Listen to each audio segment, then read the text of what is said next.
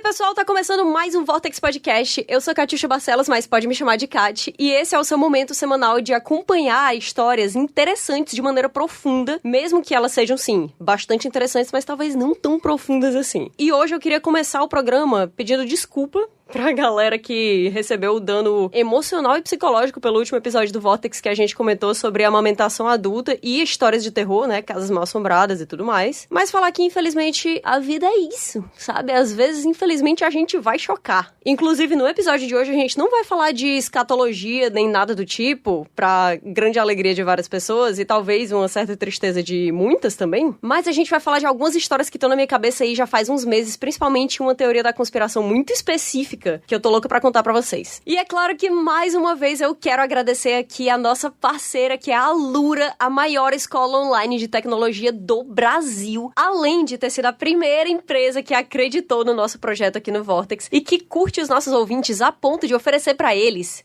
15% de desconto na matrícula acessando o nosso link www.alura.com.br/promocal/vortex. Na verdade, é promoção, mas aí o promoção ele não tem acento, então fica promocal. Beleza? Mas tem que acessar pelo nosso link, eu tenho certeza absoluta que vocês vão acessar pelo nosso link, não só pra ganhar 15% de desconto, mas também pra apoiar o nosso trabalho aqui no Vortex, porque eles realmente se importam com a nossa audiência e a gente também se importa muito com vocês. E a gente quer que vocês tenham um diploma que vale muito no mercado de trabalho, como é o caso do diploma da Alura. Eles são super conceituados no mercado, tem uma comunidade muito ativa e quando você chega com o seu diploma da Alura, as pessoas prestam atenção naquilo e elas respeitam você como profissional. Então é isso, gente, acessa o nosso link que tá aqui também na descrição desse episódio em todas as plataformas de podcast. E hoje eu vou chegar aqui com uma convidada nova que eu tava louca pra trazer aqui pro Vortex e que é também um ouvinte do Vortex desde o primeiro episódio, uma das pessoas mais curiosas que eu conheço, que também sabe vários fatos aleatórios e eu amo conversar com ela, que é a Emília, que eu mal posso esperar pra apresentar pra vocês hoje.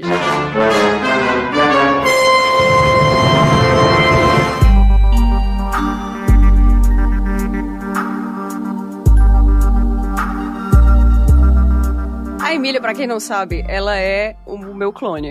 A gente já falou sobre clonagem aqui no Vortex. Na verdade, eu sou o clone da Emília. Assim, não sei o que aconteceu, que a gente acabou em partes diferentes do país, mas nós somos a mesma pessoa. O que é muito curioso pra galera ao redor. Mas pra gente não, porque só faz sentido. Eu acho que precisava ser assim, né? Eu acho que sim! Senão ia acontecer algum tipo de fissura no tecido da realidade. Exato.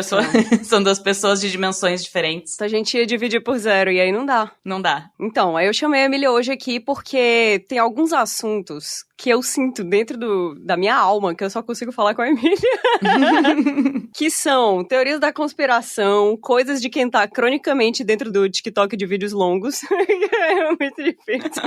Eu queria te perguntar, Emília, tu tá escutando o Vortex, né? Tu é uma das pessoas que mais chega pra mim e fala assim, cara, escutei o Vortex e, tipo, tá muito legal. E eu fico toda feliz toda vez. Eu tô adorando o Vortex, eu tô amando o Vortex. Eu ri muito. Teve alguns episódios em especial que eu passei um pouco de vergonha em público e com uns fones de ouvido rindo muito. Tá excelente. Eu tô adorando a química que vocês trazem, né, entre vocês, pro público. Que maravilha, eu tô muito feliz. Toda vez que alguém que tá escutando o podcast fala, ai, eu passei uma vergonha, nossa, quase me mijei em público, eu fico, excelente. É isso mesmo que a gente quer, é pra isso que a gente luta. É o objetivo. Tá, mas tem uma coisa que a gente tem que falar que é o seguinte, recentemente, em um episódio aqui, o Vidani deu um conselho que foi, se você tá com uma pessoa que você não conhece bem e a pessoa tirou as calças, você vai lá, pega a carteira da pessoa, pega o documento, faz uma foto do documento e devolve pra você ter acesso aos dados da pessoa. E aí, às vezes, eu digo assim, nossa, não sei o que, eu vou perguntar pro jurídico e tal. Uma das conselheiras jurídicas do Vortex oficialmente é a Emília. E a Emília diz que não é crime, né? Não é furto, você não tem intenção de ficar com aquilo pra você tem intenção só de acessar os dados pra ter uma certeza de quem é aquela pessoa com quem você está ficando íntimo. Mas eu disse, não se preocupa, se você não postar isso em algum lugar, se você não fizer uso inadequado dos dados, se você só quer ter, enfim, uma confirmação de que,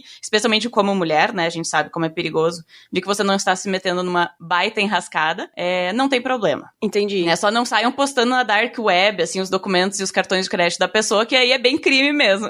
É 100% crime. Aí eu tenho uma pergunta. Se a pessoa, sei lá, roubar o seu sapato ou fizer alguma outra coisa que a galera do Tinder já foi conhecida por fazer aqui nos episódios que a gente já gravou, é crime se você pegar os dados da pessoa, colocar ela como voluntário pra ser mesário nas próximas eleições? Se é crime especificamente, eu não saberia dizer. Mas não é legal, né? Soft vingança. Pode gerar no mínimo aí uma ação civil, mas eu desconfio que esteja aí já na esfera da ilegalidade. É melhor não fazer esse tipo de coisa. Melhor não. Mas também tem aquela coisa, né? Para que gere alguma consequência legal, né, jurídica, você precisa ser descoberto. Uhum. Então tomem cuidado Tomem ao fazer cuidado. esse tipo de coisa. Por favor, é muito importante. Agora, vamos para as notícias de hoje. Saiu uma matéria na Forbes que uma pesquisadora de ciência social, né, de psicologia social, fez uma grande pesquisa e descobriu que 95% das pessoas acham que são autoconscientes, mas apenas de 10 a 15% realmente são. Essa pesquisa, inclusive, ela foi feita baseada especificamente em ambientes de trabalho. Então, a gente não tá falando que, nossa, todas as pessoas do mundo, 80%, 90%, não têm a consciência de si. Tipo, não necessariamente. A gente tá falando aqui de ambientes de trabalho e do comportamento das pessoas dentro desses ambientes. E é óbvio que a gente não pode necessariamente falar que isso não implica em nada no resto dos ambientes que uma pessoa ocupa durante toda a vida, né? Na sociedade como um todo. Mas, só deixando claro, nesse estudo aqui, a gente tá falando especificamente de ambientes profissionais. E aí, eu vi essa pesquisa e eu vi as pessoas falando sobre ela. E aí, é assim, dentro dessa matéria, ela explica, né, que existem dois aspectos de autoconsciência dentro do que ela tá colocando, que existe a autoconsciência interna, que é a sua compreensão interior mesmo, tipo, quais são seus valores, suas paixões, suas aspirações e tudo mais. E existe também a parte externa, que é entender a você mesmo, né, entender o seu eu pelo lado exterior, ou seja, tipo, saber como é que as outras pessoas lhe veem e saber o efeito que você causa nas outras pessoas. É o eu pelo outro. Que na minha cabeça é o pior de todos. Se chama ansiedade isso. Poxa, esse outro vídeo que eu vi era uma pessoa comentando isso aqui, dizendo assim, gente, que massa, pesquisa de psicologia social, irado. Mas qualquer pessoa que trabalha com serviços oferecidos a outras pessoas já notou isso há muito tempo. Há muito tempo. Se você já trabalhou numa loja, você sabe que as pessoas não têm consciência delas mesmas. Não, mas sem dúvida. E aí, é um negócio que, tipo, faz sentido, mas ao mesmo tempo é chocante, né? Você não ter noção interna de quais são os teus valores, porque é isso que eles estão dizendo, né? A gente não para pra contemplar a si mesmo, especialmente hoje em dia. Mas, como eu acho uma necessidade de sobrevivência, você ser aceito pelo grupo, tanto que, né, na história, as piores penas não são as de morte, tendem a ser as de ostracismo, né, de você ser expulso do grupo. Sim, de isolamento. Que é também, em muitas épocas, uma forma de você condenar aquela pessoa à morte, mas uma morte meio incerta e cruel, porque não sabe como vai vir e quando, né. Então, ser aceito pelo teu meio social é algo extremamente importante. E eu acho que todos nós aprendemos isso desde muito cedo. Então, adivinhar um pouco o que tá nos olhos de quem te observa, né, com quem você conversa, é uma necessidade nossa para saber se a gente tá sendo aceito ou não, se a gente é bem visto, se a gente falou alguma coisa que não foi bem aceita. O lance é, a gente convive em sociedade, de fato, o isolamento social, o ostracismo que é imposto a você é uma das coisas mais violentas que podem acontecer com a gente como ser humano. Mas, se a gente para pra pensar, a gente tá imaginando aí cenários extremos, né? Mas não necessariamente, porque assim, uma pessoa, ela consegue ser desagradável e ela ter, sei lá, uns 2 familiares ali que estão, sabe, muito focados em fazer os outros felizes e que não gostam muito de fechar portas porque eles gostam de ser amados sendo aceitos. E aquela pessoa, ela nunca vai ser totalmente isolada socialmente. Não, isso é. Hoje em dia, se você for chatão, ninguém vai mandar você pra uma ilha sozinho, entendeu? O que é terrível. É que tá, eu acho que precisa de um misto. Você tem que ter um pouco também de autoconsciência pra se deixar afetar pela rejeição alheia. É isso. Mas tem várias outras coisas que quando a gente para pra pensar que só de 10 a 15% da população são autoconscientes, tudo começa a fazer muito mais sentido, entendeu? Porque assim, tudo que a gente fala sobre convivência humana tem a ver com empatia, né? Se a gente tá olhando a outra pessoa e imaginando o que ela vai pensar, como é que ela vai se sentir, a gente supõe o jeito que ela vai reagir a uma série de outras coisas e em cima disso a gente planeja as nossas ações. Isso. Natural, só que a gente faz isso muitas vezes, né? A maioria das pessoas faz isso sem calcular cada um dos passos conscientemente. É meio que no automático. Senão já passa pra um psicopata, né? Exatamente. É pra ser um pouquinho mais automático. Sim, a empatia, mas aí que tá. Você precisa de autoconsciência pra ser empático? Na verdade, eu acho que é o contrário. Você precisa de empatia pra ser autoconsciente.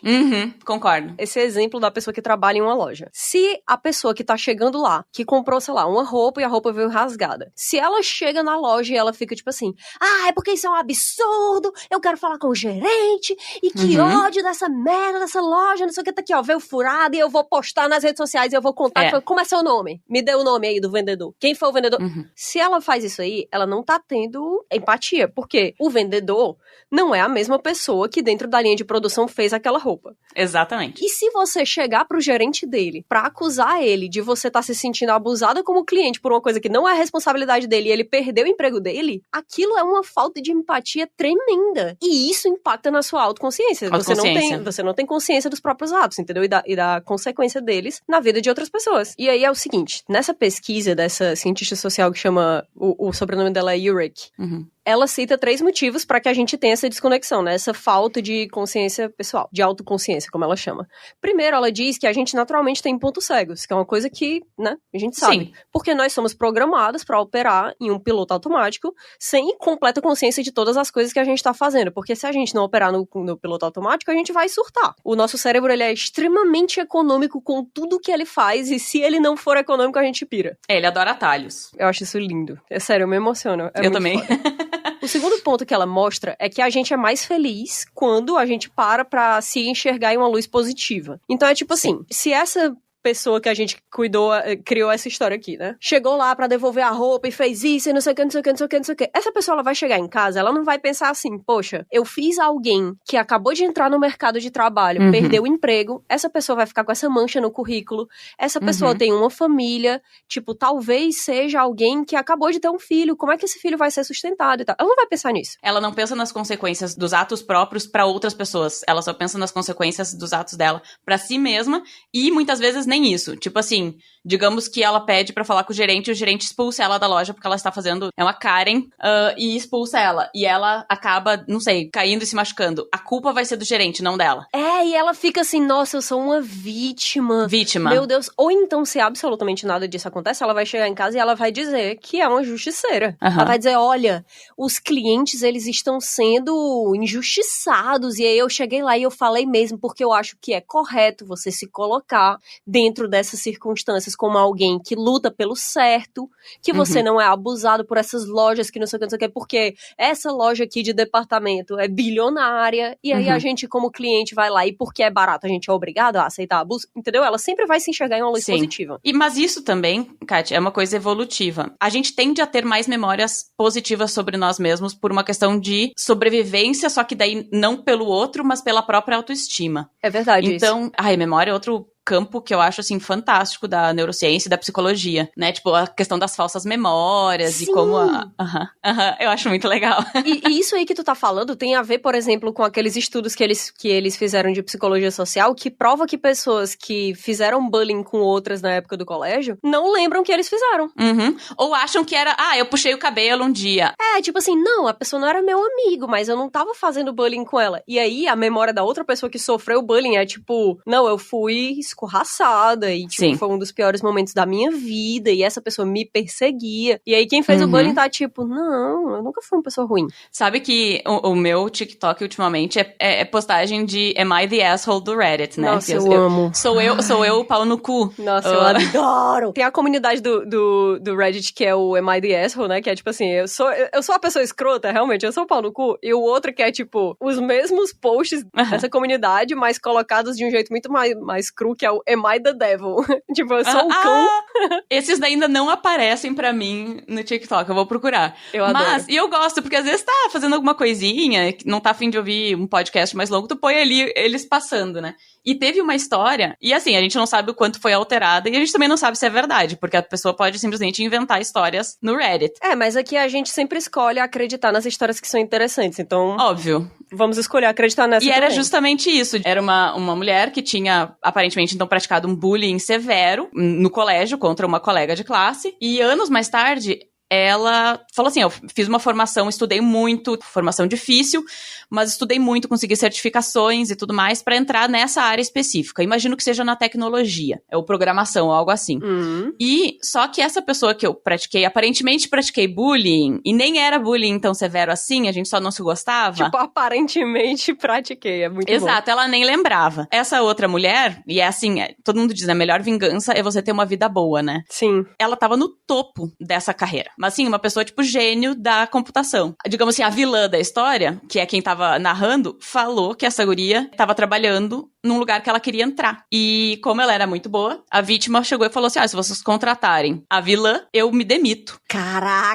E deu certo. Só que assim, depois ela começa a contar um monte de coisa meio fantasiosa, que é tipo assim, ela não conseguiu lidar com, a vilã não conseguiu lidar com essa rejeição, perdeu o emprego atual dela, perdeu o namorado, perdeu um monte de coisa assim e ficou na merda, sabe? E é isso. E a outra tava lá vivendo, não se lembra de mim? Eu lembro de ti. E tu era uma pessoa horrível. Eu acho isso muito foda. Dá uma satisfação. Uhum. Eu sofri bullying no colégio. Uhum. Por várias coisas. Bullying de filme, eu sofri, assim. Nossa. Eu sempre falo isso, que quando eu era criança... Que horror. Porque, assim, acontece, né? No colégio, aquela, né? Defendendo os meus algozes. Que, assim, no colégio, as pessoas, elas são muito cruéis. Criança, muitas vezes, é muito cruel. Na verdade, é papel dos adultos mostrar os limites. Toda criança parte de um ponto de vista egoísta. E aí, eu chego em um canto e o meu nome é Katiusha. E o meu nome de verdade é Katiusha. O lance em colégio, no geral, é que se você chamar atenção pra você mesmo de qualquer jeito, que não seja você ser dono daquela micro-sociedade, você pode se lascar. E aí, já aconteceu isso, tipo assim, de crianças de uma série que tava acima da minha, tipo, pegarem a minha cabeça, me colocarem no chão e me obrigarem a comer areia, entendeu? Ai, que horror. Tá, e tu tinha que idade isso? Nossa, eu era muito criança. Eu tinha, sei lá, 5 anos, 6 anos. Tadinha. Eu não lembro nem o rosto da galera que fez isso comigo, entendeu? Você conseguiu falar pros seus pais? Eu comentei assim, mas depois de muito tempo, mas é porque eu pensava que se eu falasse... Sim, a gente se sente culpado, né? Eu acho que, tipo, achava que nada ia acontecer, que não ia ser resolvido, ou então, tipo, que se fosse resolvido, ia ser resolvido de um jeito que aquilo ia voltar 3 vezes pior pra mim. Sim, a gente ainda não tem como saber as consequências, né? Inclusive das nossas atitudes. Sim. Tu precisou trocar de colégio, se teve alguma coisa assim que te protegeu? Não, eu não troquei de colégio. E eu adorava a minha escola. Todo mundo lá era muito legal, menos essa galera que me fez comer Areia. Mas tu conseguia ter amigos, assim? Sim. Eu tinha grandes amigos. Porque eu acho que o mais difícil do bullying mesmo é quando ele vem com o isolamento total, né? E assim, mesmo se você tinha amigos, porque você é alvo agora de uma galera que nem te vê em filme, meio que ninguém tá contigo, ou talvez tenha um ou dois. Eu sofri algo parecido com bullying mais na frente, mais no fim do colégio mesmo. Eu sempre fui muito argumentativa desde pequena e eu sempre tentei me impor de alguma forma, sabe? Então eu sempre reagi. Como era mais na frente da vida, não era bullying físico, né? Era um bullying mais moral e emocional, assim. Cara, muitas vezes, talvez seja na verdade o pior. Não, assim, eu tive minhas dificuldades, fui pra terapia, que me ajudou muito, e eu tinha também um mundo fora do colégio ajuda, tipo inglês, sabe? Tipo, coisas que você gosta, que você encontra outras pessoas em outros contextos. Isso é muito verdade. E você aprende o seu valor, porque é muito ruim o bullying quando você sente que não tem valor. E quando você não tem esperança em nenhum outro lugar, né? Uhum. O lance todo do bullying é que se você tá sendo maltratado por uma coisa que você faz, por uma coisa que você é, ou por uma coisa que você tem, você não quer nem comentar aquilo ali com as pessoas que você ama, porque a sensação que dá é que se você falar pras pessoas que você ama, elas também vão maltratar você, porque o problema é você. E elas vão notar. Elas não notaram isso ainda. Se eu falar, eles vão notar que é assim mesmo. Eles vão saber desse, sei lá, desse meu grande segredo e aí, tipo, eu vou perder também meus pais, entendeu? Uhum. Também minha família, também meus outros amigos. Eu sempre tive um grupo de amigos muito presente que, depois de um certo momento, não tava mais no meu colégio, tava, tipo, no resto da minha vida, né? Então, mesmo quando essas coisas terríveis estavam acontecendo, eu tava nos finais de semana jogando RPG com eles. Exato. E eu tava, tipo, falando sobre outras coisas, e isso me fazia saber que eu tinha uma comunidade, né? Eu tinha uma vida fora daquilo ali. Você tinha momentos de conexão pessoal verdadeiros e satisfatórios, né? Que é super importante. Mas é também importante saber que as pessoas que maltrataram você provavelmente ainda acham que são pessoas boas e não lembram o que elas fizeram. Pessoas que praticam bullying maldoso, num nível muito sistemático, elas encontraram o seu pico no colégio. Dali em diante, elas não vão saber lidar com o resto do mundo, porque o colégio não é um mundo real. Elas têm poder naquele contexto e depois a vida vai acontecer e vai ser um soco na cara atrás de soco na cara, porque essas pessoas têm os seus problemas. Muitas vezes o bullying também vem às vezes de um lugar de trauma, não sempre. Sim, mas sim. Elas não sabem lidar, elas não usaram um momento que elas tinham, que é um momento mais protegido, tipo, elas não precisam trabalhar, elas não precisam pensar no que se alimentar e tudo mais. Elas não usaram esse momento para desenvolver ferramentas para lidar com as dificuldades da vida. Coisa que a pessoa que sofre bullying, às vezes, é catapultada, né, a aprender a lidar muito cedo, de uma maneira que não é sempre ok, mas sim. Essas pessoas desenvolvem ferramentas que podem ter certeza que vocês vão chegar muito mais longe do que quem considera ali o colégio o seu único momento de poder, e depois a vida vai acontecer, entendeu? Mas eu acho que isso tem a ver com essa pesquisa de que 95% das pessoas acham que são conscientes, mas na verdade só tipo de 10 a 15 são. Porque esse lance, essas pessoas elas podem ter tido o auge social delas no colégio, mas porque elas não têm consciência do que é feito, além dessas memórias que são, aos poucos, fabricadas, né, ao longo da nossa vida e mudadas para que a gente possa se enxergar em uma luz mais positiva, eu acho que essas pessoas, elas sempre vão ter essa coisa de, tipo, porque acabou o colégio e, tipo, as coisas ficaram difíceis para mim porque eles odeiam pessoas que, sei lá, eles falam um negócio que é nada a ver, entendeu? Eles odeiam pessoas que têm essa minha habilidade incrível que só eu tenho, entendeu? Quando você para pra pensar, é de fato muito difícil que você tenha esse tipo de consciência. E que essa consciência, ela pode ser até dolorosa, né? Porque quando você para pra ter consciência interna e você fica tipo, o que é que eu realmente quero? Eu tô fazendo as coisas da minha vida e as minhas escolhas pra chegar mais perto do que eu realmente quero ou não? Tem uma hora que você surta. Mas ninguém falou que era fácil. Talvez por isso tão pouca gente tenha. Porque pra ter autoconsciência, você precisa trabalhar nisso. O artigo ali diz assim, surpreendentemente, as pessoas que são autoconscientes externamente não necessariamente tendem a ser autoconscientes internamente. Mas faz sentido. Nesse mesmo artigo, ela coloca algumas possíveis soluções a isso, que eu acho interessante as pessoas saberem, que é, para melhorar essa autoconsciência externa, principalmente, ela sugere que você encontre um crítico gente boa no seu trabalho, ou na sua família, ou no seu grupo de amigos, que é uma pessoa que vai oferecer para você uma das coisas mais difíceis que existem na face da Terra, que é feedback honesto, sem rodeios e sem fingimento. Obviamente, isso não precisa a pessoa chegar pra você e olhar na sua cara e dizer assim, cara, tu é uma merda. Mas é legal que uma pessoa chegue pra você e diga assim, eu acho que não é legal quando tu faz isso. Não, Exato. Todo mundo no grupo fica um pouco incomodado quando tu faz piadas de tipo tal. Todo mundo no grupo acha chato quando a gente tá conversando e aí tu faz todos os assuntos serem sobre ti. Porque às vezes aquilo ali quebra um vidro na cabeça da pessoa e ela fica tipo... Eu não sabia que tava sendo recebido assim.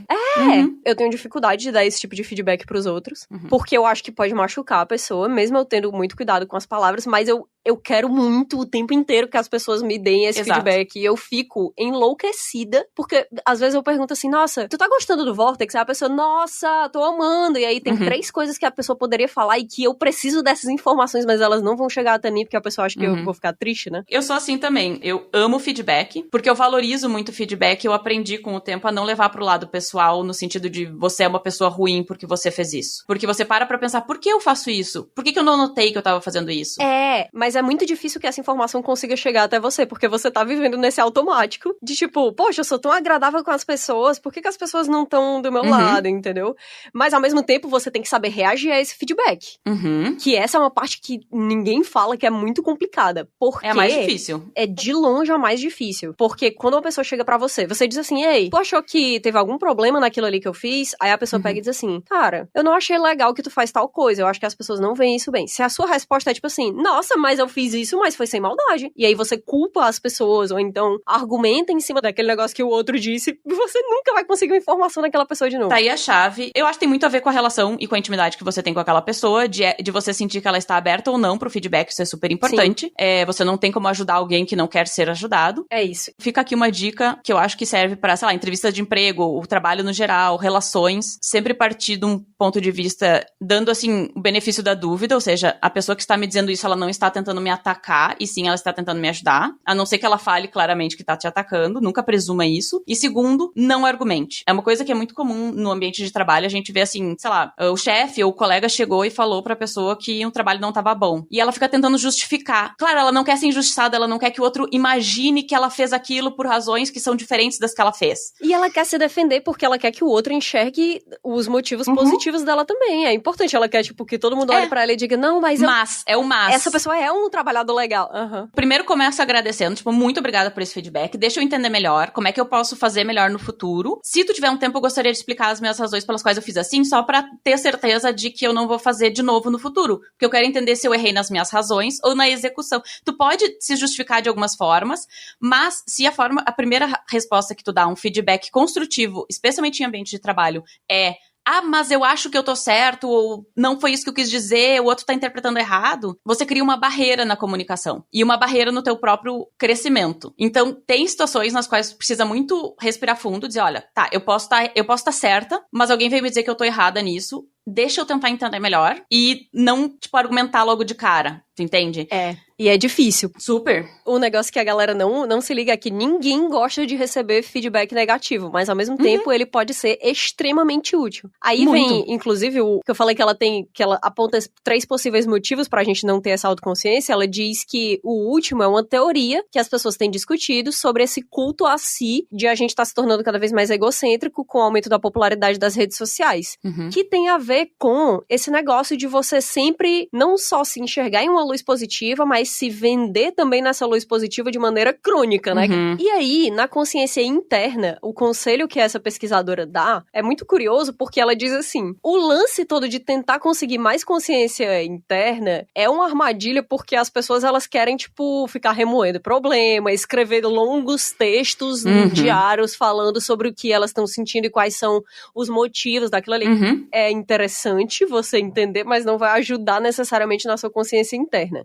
O que ela fala é o seguinte, ela recomenda que no fim do dia você pergunte a si mesmo coisas simples, tipo, o que foi que deu certo hoje? O que foi que eu aprendi hoje que eu posso fazer diferente depois? De quem eu posso pedir um conselho caso eu esteja passando por uma situação particularmente difícil? Porque aí você pensa, né, quando você pensa na pessoa que pode te aconselhar, você entende que aquela pessoa talvez tenha mais conhecimento do que você nesse assunto. O que é que eu aprendi que eu posso fazer diferente? Nisso aí você já, né, começa a pensar um pouco mais nas consequências das suas atitudes e também no que você tá procurando. Então, realmente é um jeito muito mais amigável e muito mais direto. Às vezes a gente quer deixar as coisas mais complicadas do que elas precisam ser.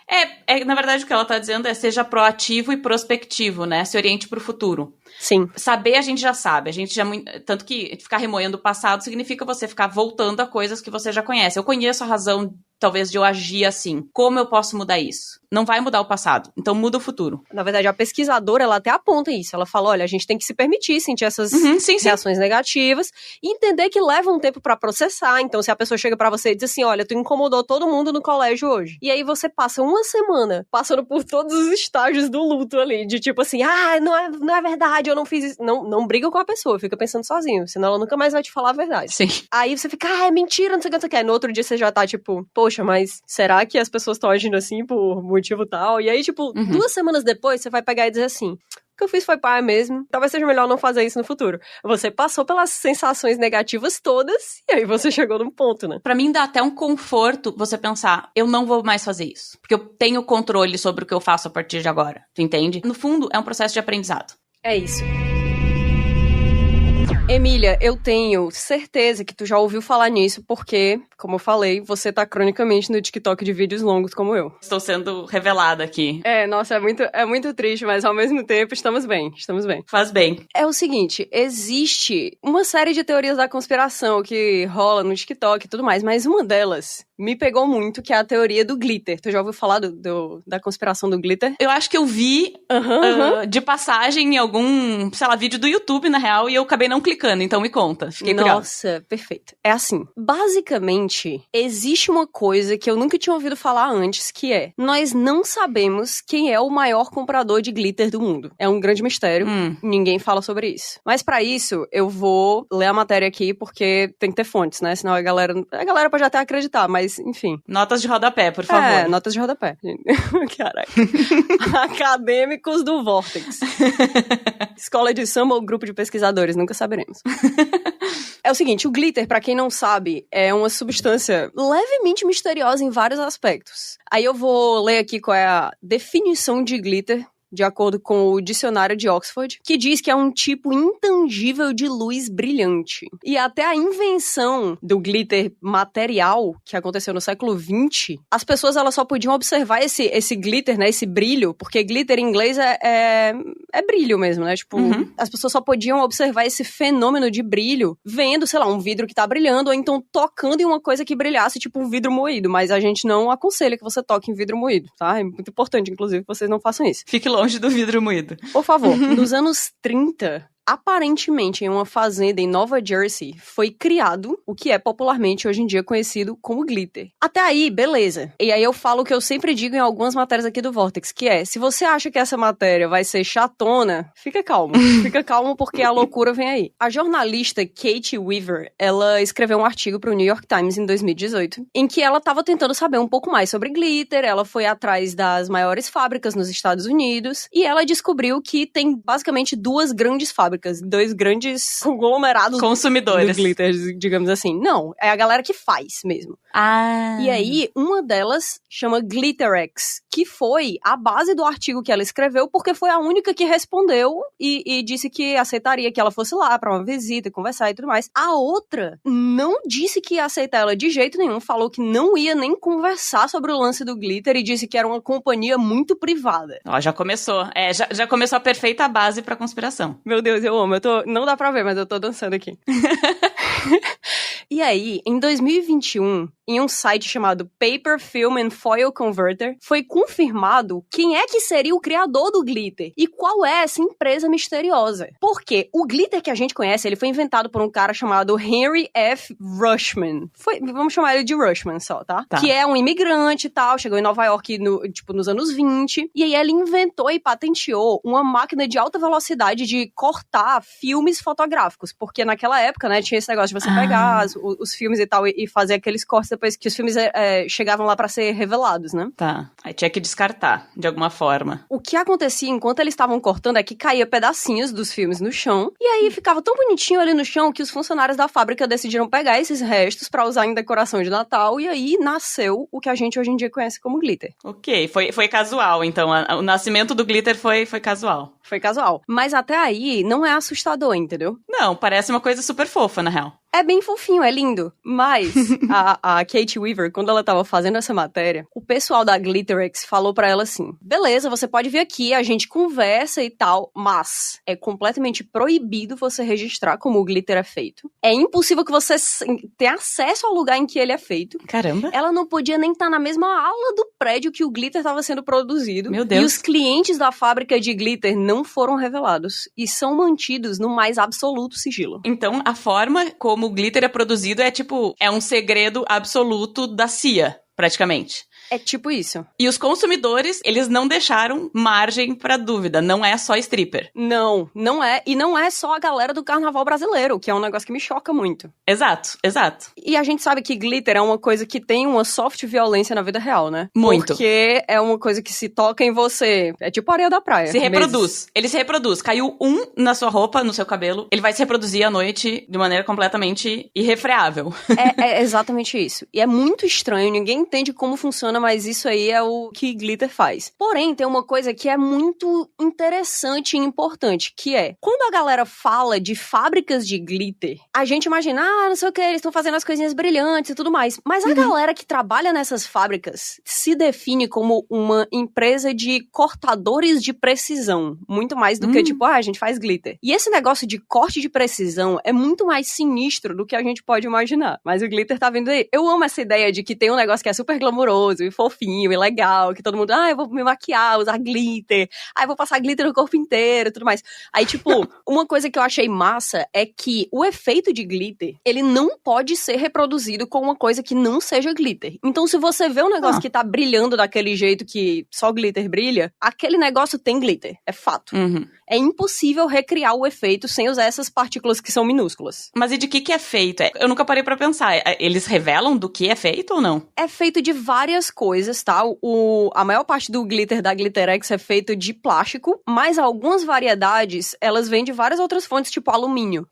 Ok. Então, assim, você vê uma pintura de carro, que, sabe, tem aquele perolado meio brilhoso, glitter. Pintura de barco, glitter. Maquiagem, glitter. Pasta de dente, glitter. Sério? Tudo é glitter. É sensacional. Se você viu um brilho que parece glitter, tenha certeza absoluta, é glitter, porque é impossível outra coisa fazer aquilo ali.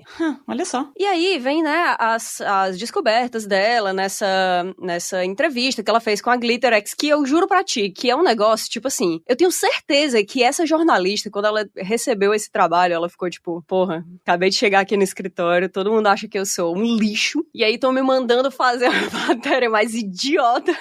Me deram glitter, vocês vão se arrepender. É tipo a Phoebe, eu amo Friends, né? Então a Phoebe, quando a Mônica diz pra ela que ela fica encarregada numa festa de gelo e copos.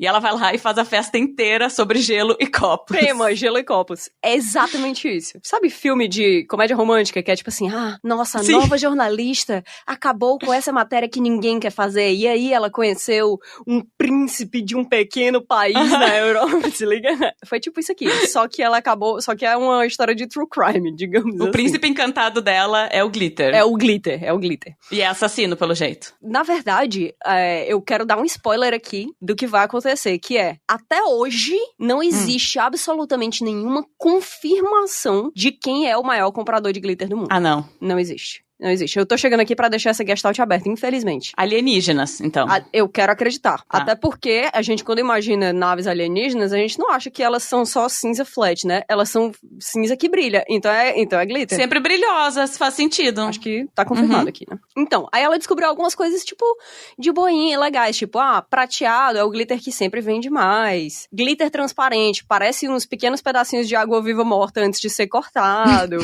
Esse tipo de coisa, entendeu? O glitter holográfico, ele não existia há tanto tempo assim, né, quando o glitter foi inventado, mas ele foi criado pelo Rushman, que é o filho da primeira pessoa que criou o glitter. É o senhor Glitter, tá? Na verdade, é o Glitter Júnior. Tá. É o Glitter Júnior, exatamente. Que hoje em dia já é realmente um outro senhor, né, porque o outro cara tava lá nos anos 20, então faz muito tempo. Aí, beleza, você fica, não, show e tal, legal, tem que fazer de cores que a gente vê, porque o espectro de cores é muito maior do que a gente imagina, é possível fazer glitter de várias cores que são ultravioleta, mas você não enxerga. O olho humano não enxerga isso aí e tudo mais. Ok. Aí, do nada, no meio dessa entrevista, vem a seguinte troca, no seguinte diálogo entre a trabalhadora da fábrica da Glitterex e a jornalista. Abre aspas. Durante a visita de Weaver, uma conversa com Laura Dyer, que é a gerente da Glitterex e que a guiou durante a tour pela empresa, chamou a atenção. Quando perguntada sobre qual seria o maior mercado de glitter para a empresa, ela respondeu: "Não posso responder isso de forma alguma."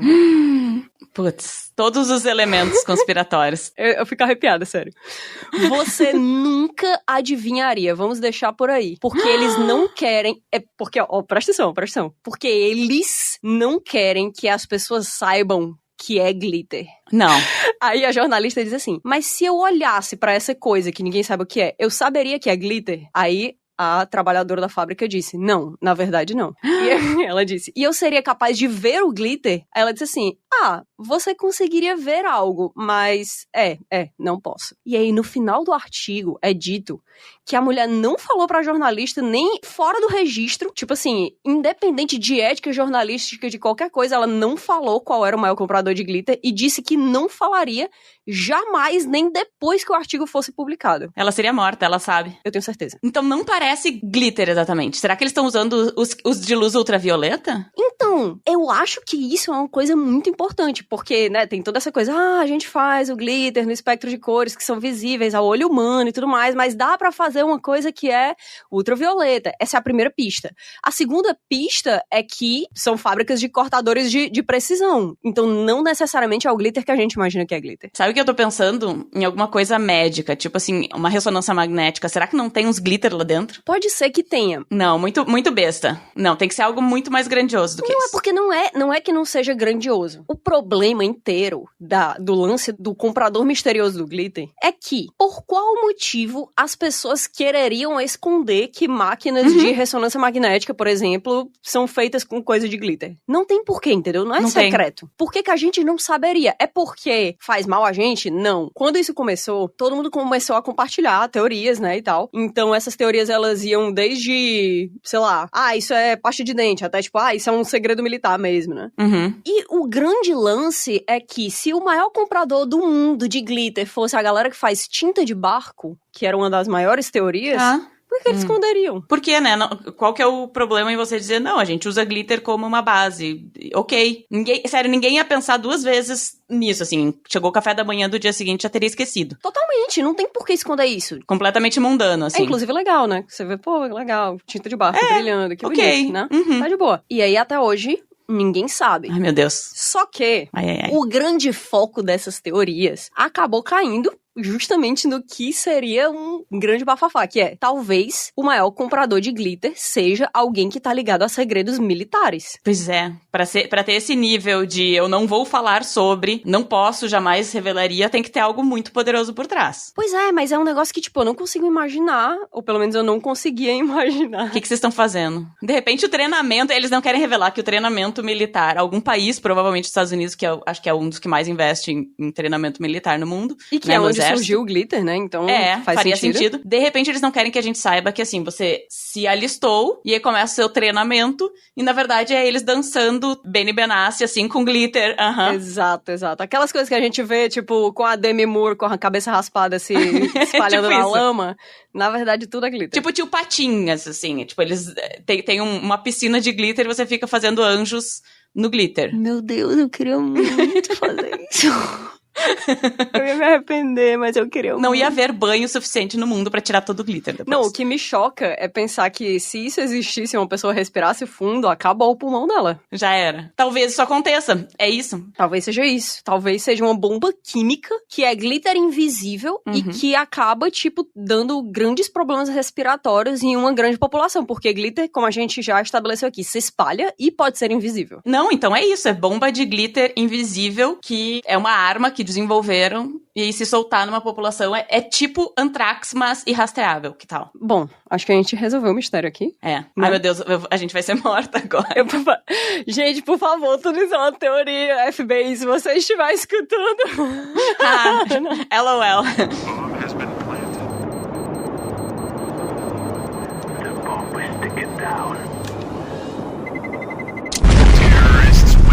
O meu agente do FBI particular, porque todo mundo sabe que todo mundo tem um agente do FBI que tá vendo tudo que você pesquisa Seu no Google, que tá vendo a sua webcam e tudo mais. Meu agente nessa hora tá bem preocupado, mas eu quero deixar claro pra ele que tá tudo certo, tá tudo bem. Né, saiu esse artigo nessa publicação que é um site, sabe aqueles sites que ninguém clica e ninguém jamais vai clicar? Porque assim, é um negócio que é feio, é meio paia, sabe? Site que só é relevante pra dentro de um nicho empresarial extremamente específico e ainda tem a estética do começo dos anos 90, sabe? Que tá na página, se você procura por ele, tá na página 7 do Google, assim. É tipo isso. Então, isso é essa publicação chamada Paper, Film and Foil Converter. O título péssimo, inclusive. Péssimo, terrível. Completamente desotimizado para SEO. E que faz sentido, porque se eles estão tentando manter o segredo do glitter, tem mesmo que fazer uma publicação mó paia pro Google olhar e dizer assim, não parece interessante. E aí, eles revelaram o nome do criador do glitter nessa publicação, que, como a gente já estabeleceu aqui, é esse cara Henry F. Rushman. Só que, depois que você chega e fala pro público assim, olha, ninguém sabe disso aqui, todo mundo vira detetive particular, imediatamente, né? Então, a galera começou a procurar quem é esse cara, qual é a dele, não sei o quê, e descobriram que o criador do glitter havia participado de nada menos que o Projeto Manhattan, que é o projeto da criação da bomba atômica. Mentira! Eu juro. Então nós estamos certas. A gente tá certa. Não, até agora o glitter, aqui, então, existe glitter radioativo, é isso? Não sabemos. Mas assim, corte de precisão pode ser corte de precisão de qualquer coisa. Inclusive de urânio. Provável, sei lá. Aí tem um canal do YouTube que faz esses vídeos de ensaios longos, né, contando uma coisa, ou então fazendo uma matéria investigativa que, né, não é feita por jornalistas profissionais, mas acaba saindo um negócio absurdo. Sim. O nome do canal é Chuppel, que é CHUPPL. Quando esse vídeo saiu, esse canal tinha, sei lá, 2 vídeos. Eu não sei como é que eles conseguiram fazer um trabalho investigativo tão legal assim. Quem está financiando eles? Peraí, é a outra parte da conspiração. Tem 2 lados. Toda conspiração tem 2 lados. Essa é uma história que, no final das contas, é sobre vingança, tá? Porque o pessoal desse canal Chuppel tentou falar com essa fábrica que tinha negado qualquer tipo de informação à jornalista do New York Times. E eles conseguiram falar com o criador do glitter iridescente, né? Que é o Rushman Jr., que hoje em dia é um senhorzinho. Por quê que ele estava calado antes e resolveu falar agora? Ele colocou a boca no trombone, falou sobre vários segredos empresariais, porque ele disse que foi demitido pelos próprios irmãos, que agora estavam administrando a empresa e que estavam fazendo isso muito mal, segundo ele. Então ele disse assim, vai me demitir? Pois agora acabou pra vocês. É isso, isso é poder. Segredo é poder. Nossa, eu fico muito feliz quando alguém que tem grandes segredos é sacaneado e resolve se vingar. É muito bom pra todo mundo. A gente vive pra isso. Nossa. Pipoca não é pra filme, é pra isso. Exatamente.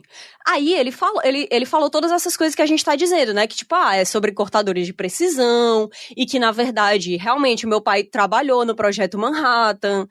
Eu lembro que os militares chegaram até a gente, que eles chamaram meu pai pra um projeto secreto. Ninguém podia fazer a menor ideia do que era. Inclusive, na época, eles nem sabiam sobre o que era o Projeto Manhattan, obviamente. O Projeto Manhattan é bem depois, então ele já tinha inventado a tecnologia de fazer glitter, que é esse negócio de alta precisão, né? Exatamente. Porque ele começou cortando esses filmes fotográficos. Então, aconteceu de, emergencialmente, o governo americano precisar de alguém que tivesse um conhecimento de cortadores de precisão que fosse além do normal. E eles foram atrás do Rushman. Aí ele diz assim, o seu pai e a sua empresa foram contratados pelo governo pelo trabalho de cortadores de precisão, que, ignorando, né, toda a parte científica da coisa que é cheia de detalhes, foi uma parte essencial para a criação da bomba atômica. O desespero acaba com qualquer limite. Glitter, vamos. 100%. Olha, tem uma galera fazendo glitter ali. Poxa, relevante. Vamos ver qual é que é a do glitter, porque a gente tá aqui desesperado. Exato. Aí, ele falou mais uma vez, olha, essas empresas não são de glitter, elas são de cortadores de precisão, não só a gente, mas a GlitterX também, talvez seja por isso que eles não podem falar pra vocês quem é o maior comprador e tal.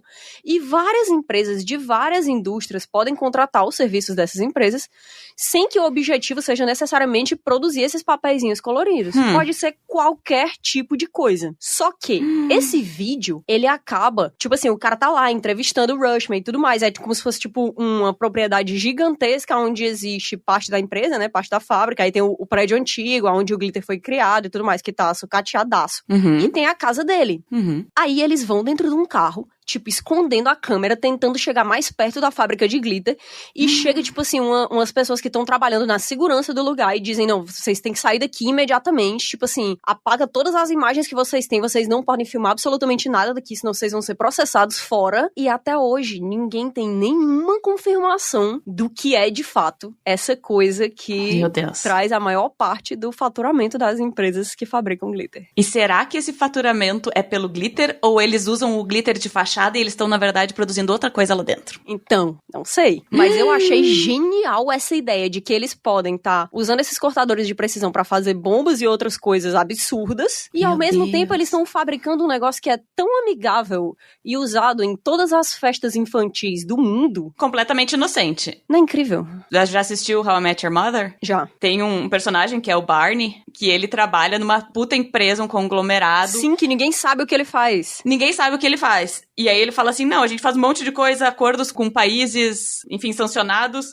mas no fundo a gente quer que você se foque nesse pelinho da bola de tênis aqui. É isso que a gente produz.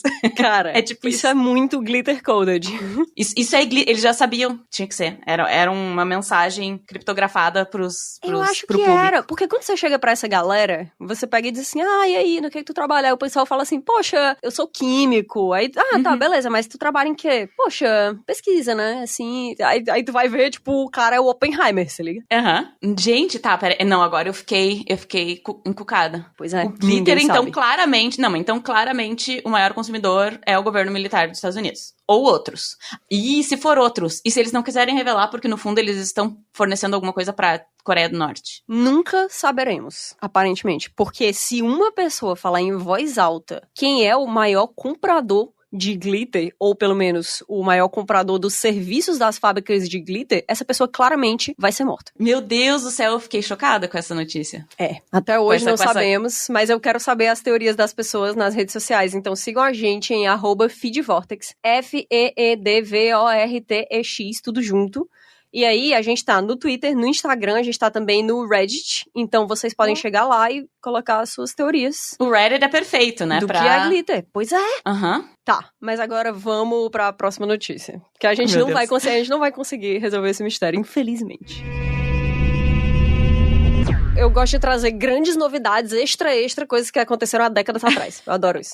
Eu adoro. Ou séculos, muitas vezes séculos. Tipo, quando teve aquela vez que a gente tava dentro do Uber e eu comecei a dizer, nossa, quando a Cleópatra fez tal coisa e tal. Eu amo, adoro fazer isso aí.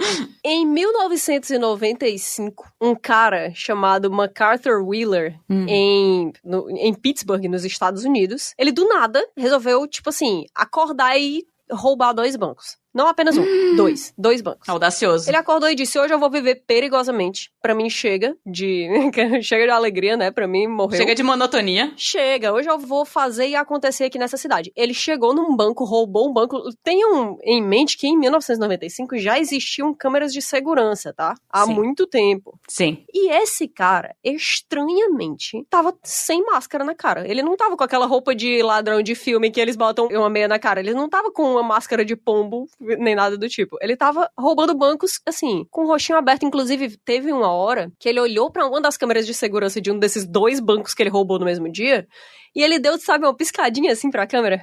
Ele simplesmente não estava nem aí. E aí os caixas que ele assaltou, que ele chegou, né, a mão armada e tudo mais, já passa todo o dinheiro e tudo mais. E a galera ficou assim, quem é esse cara? Qual é a dele? Aí eles disseram, olha, ele tinha umas coisas que eram meio estranhas, tipo assim, eu sentia um cheiro de limão muito forte, tipo assim, um cheiro cítrico muito forte quando ele tava perto, e ele tava, tipo, piscando muito, de um jeito esquisito. Mas aí isso, assim, as câmeras de segurança estão aí, o rosto dele é perfeitamente reconhecível, ele olhou diretamente pra câmera e tal. E aí, Ai, meu Deus. obviamente, ele foi preso praticamente imediatamente. Facilmente reconhecido. As risadinhas premonitórias, né? Você esperar que as pessoas tenham esse nível de consciência ou ajam de acordo com o nível de importância delas e de inteligência delas no mundo é querer demais. Querer demais. O que aconteceu...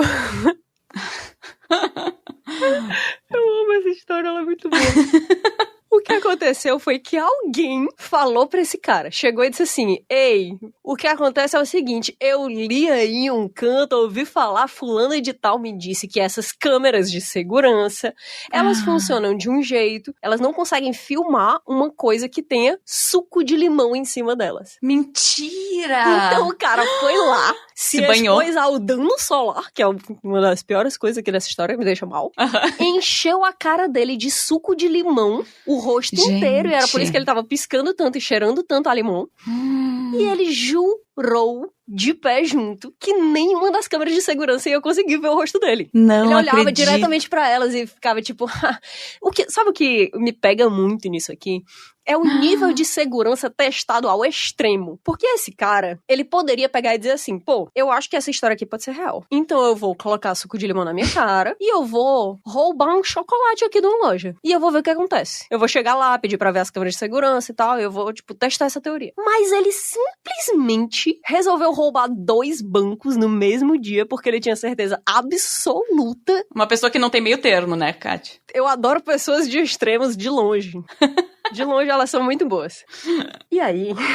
Ai, meu Deus. A gente hoje em dia tem vários estudos sobre o comportamento humano, não sei o que e tal. E esse caso, ele acabou intrigando 2 psicólogos sociais muito conhecidos, que são o David Dunning e o Justin Kruger. Não, Dunning-Kruger Effect. Effect. Então, esse cara foi o cara que começou a pesquisa do que mais tarde ia se tornar o efeito Dunning-Kruger. Eu amo. Que fala sobre isso, né? Sobre essa maneira como a gente tem esse viés cognitivo de supor uma grande competência ou um conhecimento indiscutível sobre um assunto que a gente tem zero competência. Conhecimento. É clássico, né? Tipo, eu fiquei na área acadêmica por bastante tempo, então eu tenho muita noção de que quanto mais você aprende, quanto mais você conhece, quanto mais você aprofunda, né, os teus conhecimentos sobre alguma coisa, mais consciente você fica do quanto você não sabe sobre aquela área. E o oposto é verdade, que é o Dunning-Kruger Effect, né? Quanto menos você sabe, mais você presume que conhece tudo daquela área. É absurdo. É muito fascinante. E eu amo que esse efeito tão conhecido e essa discussão tão forte na psicologia social surgiu de uma história tão sensacional. Podiam ter olhado só, tipo assim, é alguém que pensou isso aqui, eu vou estudar isso. Não. Não teve dúvidas. Ele ouviu, tipo assim, fofoca completamente enlouquecida, de terceira mão. Enlouquecida. Eu tenho certeza que foi, tipo, a avó de alguém que falou assim, eu ouvi falar, aí ele falou, pô, say no more. Não, e aposto que a primeira pessoa falou em vinagre, mas chegou suco de limão, entendeu? Chegou suco de limão. E ele não teve dúvidas, mas com certeza é isso? Não é nem pra testar. Agora eu vou fazer aquilo que eu sempre sonhei na vida. É muito bom, cara, é muito bom. Eu amo. De repente... Muito bom. Ele diz assim, as pessoas, elas têm acesso a informações, mas eu tenho acesso a informações que nem todo mundo tem. Privilegiadíssimo. Privilegiado, porque elas estão pensando, poxa, eu me sinto seguro agora que existem essas câmeras de segurança, se alguém assaltar a loja, a gente já não vai mais ter problema. E ele disse, não, mal sabem vocês, tolos, que se eu passar suco de limão na minha cara, eu sou irreconhecível. E aí ele foi lá e roubou 2 bancos e foi preso logo em seguida. Sério. Não, pra não falar nas testemunhas, né? Você não precisa da câmera. Você não precisa da câmera, as pessoas vão, tipo, seu retrato falado, sua altura. Deixou as digitais lá, certamente, sabe? Deixou o DNA dele por tudo, que já em 95 já era utilizado em processo. Se for nos Estados Unidos, que é Pittsburgh, né? Já era possível você usar DNA em processo, pra não falar das digitais, enfim, o cara... Assim, esse cara, faz sentido ele ter gerado o estudo Dunning-Kruger, porque o cara tem uma deficiência cognitiva bem alta. Não, ele é uma pessoa sensacional em alguns aspectos que eu valorizo muito, que é gente que causa o caos e por causa disso a sociedade vai pra frente. Mas uma coisa que é interessante sobre o efeito Dunning-Kruger é que pessoas que têm muita competência também em certos aspectos, elas supõem que não tem tanta competência assim. Então o outro lado, ele meio que também é verdade. Mas aí quanto mais você vai estudando, mas você vai entendendo que, tipo, não, eu sou competente nisso aqui. Tipo, você vai tendo essa experiência, você vai compreendendo que você é bom naquilo, sabe? Mas fiquem atentos, porque as pessoas mais destrutivas que são afetadas pelo efeito Dunning-Kruger são pessoas como o MacArthur Wheeler, que estão aí roubando o banco com a cara cheia de suco de limão. Eu vou discordar de ti. Eu acho que as pessoas que mais sofrem, né, com o efeito Dunning-Kruger não é a pessoa em si, mas é quem tá ao redor dela, né? É verdade, somos nós. É o caixa do banco que tava tendo um dia normal e do nada chega um cara besuntado em suco de limão e diz, passa a grana. Porra. Genial, cara, genial. Então é isso, gente. Hoje a gente vai ficando por aqui. Eu espero que vocês tenham curtido e espero que vocês também cheguem nas nossas redes sociais, @feedvortex, no Twitter, no Instagram, no Reddit, em todos os lugares. Se escreve @FEEDVORTEX. Daí lá vocês podem mandar pra gente quais são as suas teorias da conspiração do glitter. Eu quero saber. Talvez a gente aqui, essa que é uma comunidade extremamente engajada, principalmente em comentar algumas coisas aí bastante estranhas, tenha a solução desse mistério que tá assombrando as noites de muita gente. Talvez não de muita gente, mas definitivamente eu e agora talvez alguns de vocês. Se você ainda não fez isso, não esquece de dar 5 estrelas pra gente nas plataformas de podcast, principalmente no Spotify e na Apple Podcasts. E por hoje é só, não vou mais ficar perreando vocês, pedindo 1000 coisas, tá? Mas isso aí é muito importante. Hoje eu vou ficando por aqui, mas a gente se encontra quarta-feira que vem. Tchau, tchau!